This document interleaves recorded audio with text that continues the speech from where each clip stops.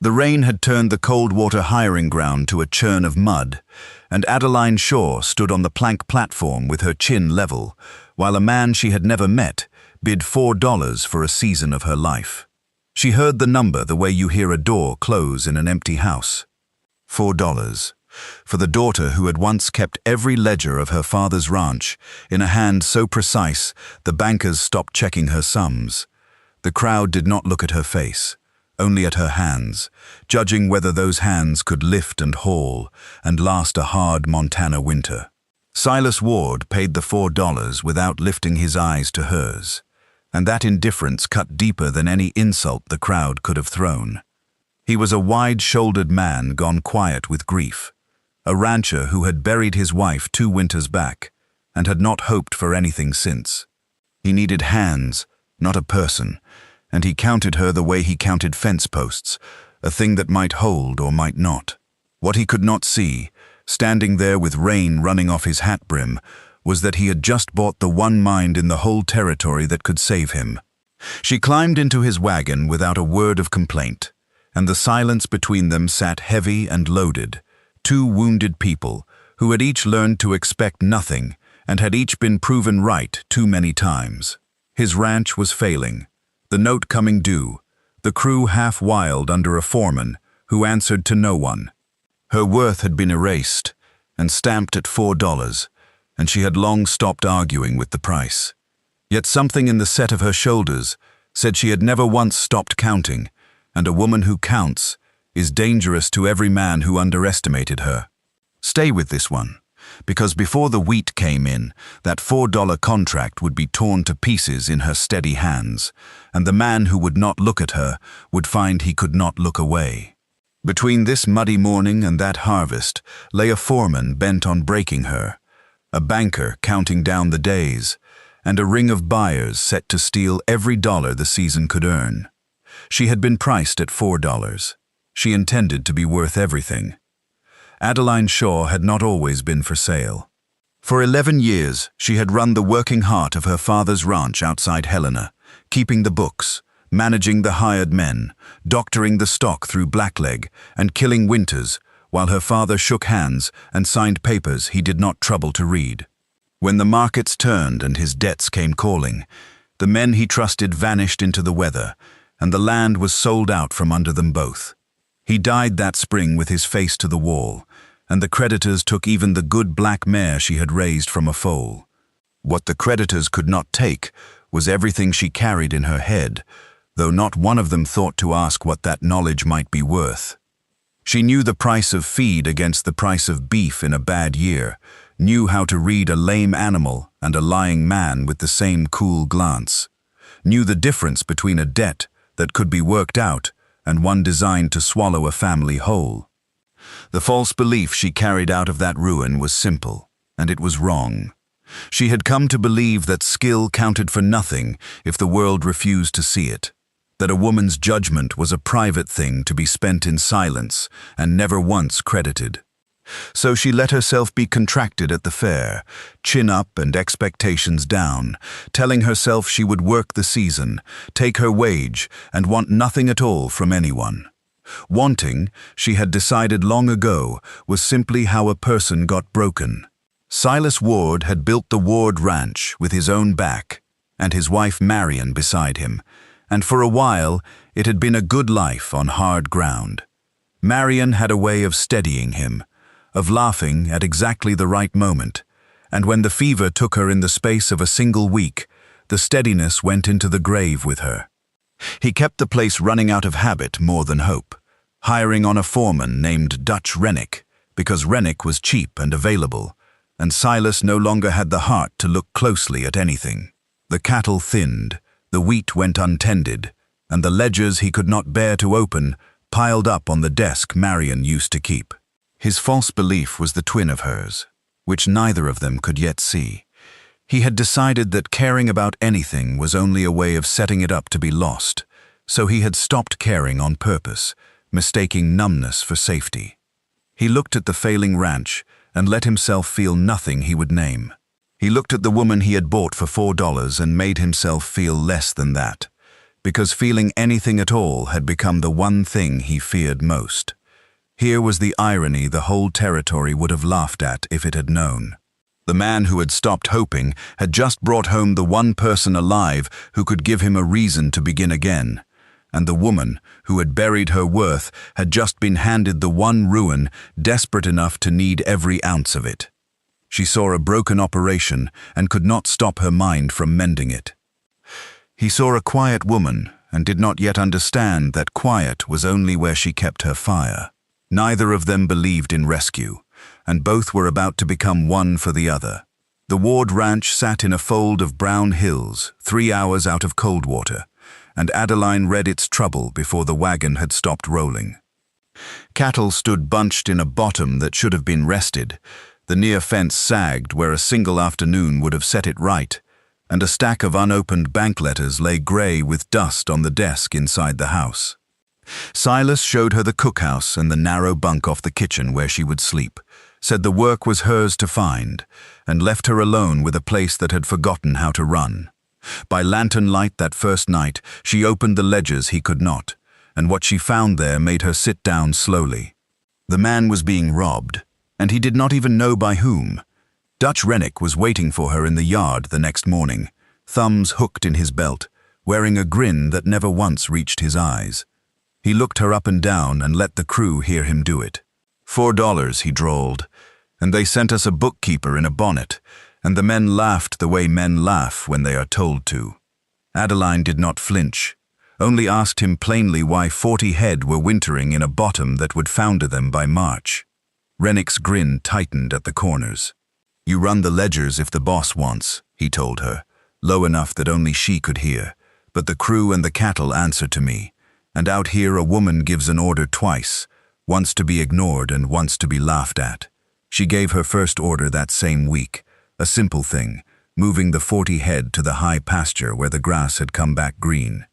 Rennick heard her out, nodded easy, and did the exact opposite, driving the cattle lower into a draw, where 2 of them mired and had to be hauled out half dead. When Silas asked what had happened, Rennick spread his hands and said the new woman had sent them wrong, that a hiring fair was no place to buy a stockman. Adeline stood in the yard and felt the old erasure close over her like Cold Creek water. She had been right, and it would be counted against her anyway, exactly as she had trained herself to expect. What Rennick did not expect was that she would kneel in the mud and save the mired cattle with her own 2 hands. She had them slung and dragged and standing by nightfall, blanketed and dosed with a bran mash she mixed from memory, and by morning both were on their feet and grazing. One of the younger hands, a gangly boy named Tom Pettit, watched her work the whole night through and said nothing, but he watched. Silas came out at dawn and found cattle alive that should have been dead, and for the first time since the fever winter he looked at the woman he had bought and actually saw her. It was good work, he said, and from him just then it was a great deal. That night Adeline wrote 3 figures in the margin of the ledger and understood the whole shape of the theft at last. Rennick was not merely proud and not merely cruel. Rennick was on the take, selling Ward stock quietly at the far edge of the range and pocketing the difference, and the cattle the books called missing were not missing at all. She could have taken the proof straight to Silas that very hour, but she had learned the hard way that a man will not believe a bought woman over the foreman he chose, not on figures alone, not yet. So she folded the pages away and bided her time. She had walked into a ranch with a thief in the yard and a banker already at the gate, and she had one short season to beat the pair of them. The banker came on a Tuesday in a black coat too fine for the muddy road. Elias Pruitt, of the Coldwater Cattlemen's Trust, had a soft voice and hard arithmetic, and he laid a paper on the kitchen table that called the whole Ward note, due by the 1st of October, weeks before any harvest could pay it. Silas read it and went the color of ash, because he knew exactly what he did not have, and Pruitt watched him know it with the patience of a man who had done this many times before. He mentioned, almost kindly, that the bank would of course be willing to purchase the land at a fair valuation, sparing everyone the ugliness of a foreclosure. He did not so much as glance at the woman refilling the coffee, which was the first mistake he made that day. Adeline read the note over Silas's shoulder without being asked, and her mind moved through it the way it moved through everything, fast and quiet and sure. The valuation Pruitt offered was a third of the land's true worth, and the schedule of debt he cited did not match the payments her own ledgers showed the ranch had already made. Someone had been recording those payments short, letting the principal appear far larger than it truly was. She said nothing to Pruitt. She waited until his dust had settled down the road, then set the bank's figures beside her own on the kitchen table, and told Silas the truth of it. "The debt is real," she said, "but it is not this large, and a man who inflates a note means to take the land, not the money."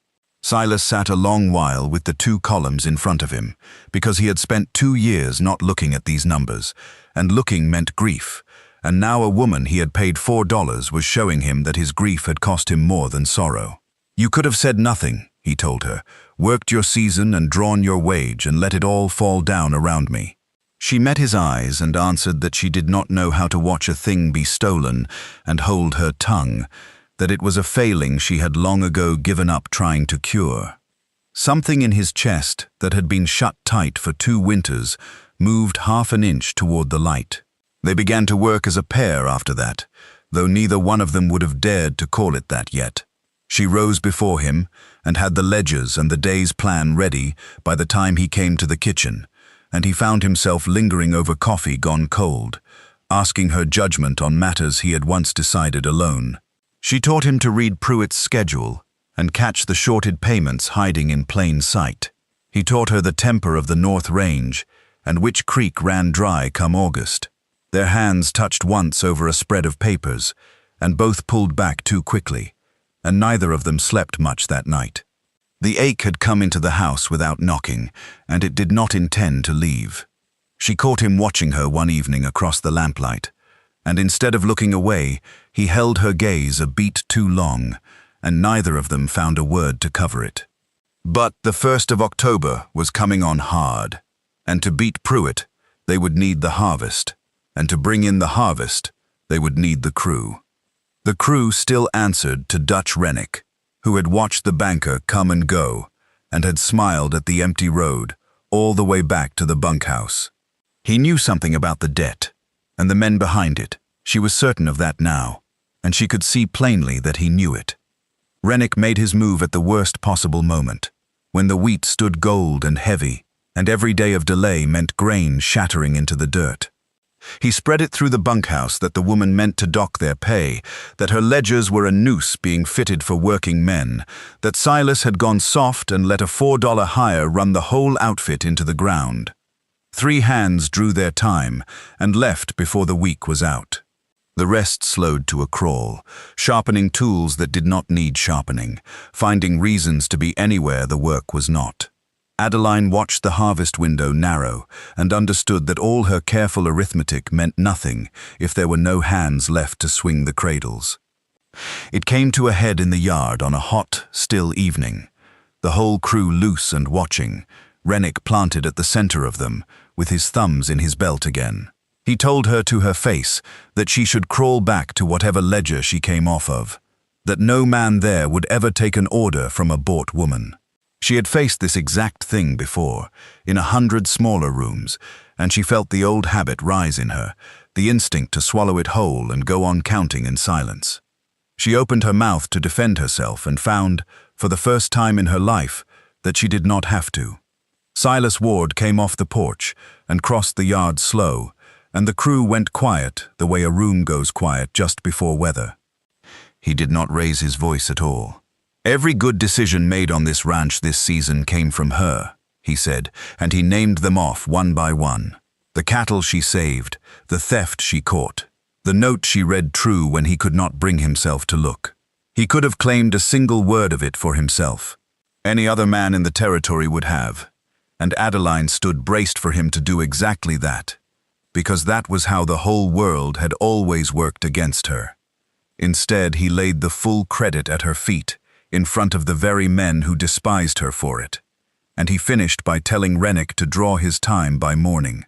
When he turned and found her eyes across the yard, she was looking at him as though she had never once been sold, and something in her that had been priced at $4 quietly became worth beyond any price at all. Rennick did not go quiet into the dark. He gathered his gear and stopped at the gate long enough to promise Silas he would be sorry, that there were men in Coldwater who would see the Ward beef sold for nothing, and that a woman's cleverness would not save a herd nobody would buy. Adeline heard the threat and understood at once it was not empty. Someone was waiting to break the selling price, and Rennick had been their man inside the yard all along. That night Silas found her on the porch and stood a long moment before he spoke, turning his hat over in his hands like a young man courting. He had meant every word, he told her, that she was the finest hand he had ever known, man or woman, and that $4 was the best money he had ever been fool enough to spend. Adeline looked out at the dark shape of the barn and told him, lo, that no one had defended her since her father, and that she had forgotten what it felt like to have a person stand between her and a crowd. She did not trust her own voice past that, so she let her hand come to rest near his on the porch rail, close enough that the warmth of it carried between them. It was the nearest either of them had come to saying the true thing, and it was enough to carry them both into the hardest week of the whole season. With Rennick gone and half the crew gone with him, the harvest fell to whoever was left standing, and that was where Adeline showed the last thing anyone had expected of her. She rode into Coldwater herself, and hired back the 3 hands Rennick had poisoned, paying them straight and laying her books open so they could see for themselves there was no noose in the numbers, only fair wages and a fair season. Tom Pettit spread the word that the woman kept her figures honest, and by the second day the neighbors began to appear, a wagon here, 2 brothers there, the way frontier people still came when a place was worth the saving. Silas watched his gold wheat go down under a dozen cradles and could not remember the last time his own land had looked to him like a future. The cattle still had to be sold, and that was where Pruitt and his friends had set the real trap. Coldwater had 1 buying pen and 3 buyers, and the 3 had quietly agreed among themselves to offer Silas the same low price, a figure calculated to leave him short of the note by exactly enough to lose the land to the bank at Pruitt's third-rate valuation. Rennick had been the last piece of it, there to keep the herd thin and the crew ragged so that no other buyer would ever bid. It was a clean scheme and an old one, and it depended entirely on a rancher having no other door to sell through and no wits to find one. They had studied Silas Ward, a grieving man who signed whatever paper was handed to him. They had not once thought to study the woman doing his arithmetic at the kitchen table by lamplight, and that oversight was about to cost them the whole season. Adeline found the door they had left unlatched. A rail spur had come as far as Miles City that summer, and a stock contractor there was buying beef for the army posts at a price the Coldwater ring could not begin to touch. The sheer distance had always made it seem impossible for a small outfit to drive that far and sell before a note came due, so she did the arithmetic no one else had thought to do, weighed the length of the drive against the days left on the calendar, and found it fit with 3 days to spare if they started at first light. She laid it all out for Silas over the open ledger, her finger moving from column to column, and told him plainly that the men in Coldwater were counting on his grief to keep him from ever looking past the end of the road. He looked at her a long moment and said he would follow her figures anywhere she cared to take them. They drove the herd east themselves, Silas and Adeline and the loyal hands. 4 hard days across country that gave nothing away for free. A storm caught them the second night and scattered the cattle across a black and streaming plain, and Adeline rode the flank in the rain until her arms shook, turning the leaders back the way her father had taught her long before the world decided her hands were worth only $4. They lost not a single head to the dark. Silas found her at first light, soaked through to the bone and laughing, actually laughing, at the sheer stubborn joy of having held the whole herd together through the night, and he thought he had never in his life seen anything he wanted so badly to keep. The Miles City contractor paid top dollar for clean, well-handled beef, counting the money into Silas's open hand in the morning air, while the sun came up over the new spur. It was more than the note. It was enough to pay Pruitt in full, and keep the land, and hire the crew back honest for a year. The ring in Coldwater was still waiting at their pen, for cattle that would never come, beaten from 300 miles away by a woman with a pencil. They rode into Coldwater on the last day of September with the money, and walked into the Cattlemen's Trust together. Pruitt looked up from his desk, and his soft face went still when Silas set the full sum down in front of him, coin and paper, every last dollar of the note. Adeline set something down beside it, the 2 columns she had kept all season, the true schedule of payments laid against the inflated one Pruitt had recorded. She said, quietly, that she had already made a copy for the Territorial Examiner up in Helena, and that a banker who shorted a widower's payments to steal his land might want to consider how that copy would read aloud in a courtroom. Pruitt's soft voice failed him entirely. The banker signed the note paid and marked the land clear, his hand not quite steady on the pen, because a man who traffics in other people's ruin holds a particular horror of daylight. Word of it moved through Coldwater faster than any cattle drive. The buyers who had ringed the pen found their arrangement suddenly known to the whole town, their names spoken beside Pruitt's in the story everyone was telling, and men who had shaken their hands last week found urgent reasons to be busy this one. Silas Ward had walked into that town a grieving man they had all quietly written off. He walked out with his land clear, his herd sold high, and a woman at his side who had taken 3 separate schemes apart, with nothing but honesty and arithmetic. The ride home was quiet in a wholly different way than before, not the silence of 2 wounded strangers, but the fuller quiet of 2 people who had stopped needing to explain themselves to one another. Adeline understood that her season was very nearly done, and she made herself ready for the thing her whole ruined life had trained her to expect. The work would end, and she would be sent on down the road with her wage and a kind word of thanks. She had done far more than she was ever paid to do, and that was no reason on earth for the world to keep her, and she had learned long ago never to hope out loud. That evening Silas came into the kitchen with the $4 contract in his hand, the very paper that had priced a season of her life at the cost of a good hat. She watched him and kept her face carefully still, because she believed she already knew what was coming, the settling of accounts and the end of it. He stood across the table from her and tore the paper slowly in 2, and then in 2 again, and let the pieces fall to the floor between them. "I never should have bought you," he said, and the words hung in the lamplight until he finished them. "No man alive should ever have put a price on you, and I am not going to be one more who did." He was not offering her a wage, he told her, nor a season, nor a place in the bunkhouse come spring. He was asking her to stay as his equal and his wife, to run the Ward ranch beside him, not because he owned one scrap of her, but because he could no longer imagine the land, or himself, without her standing in it.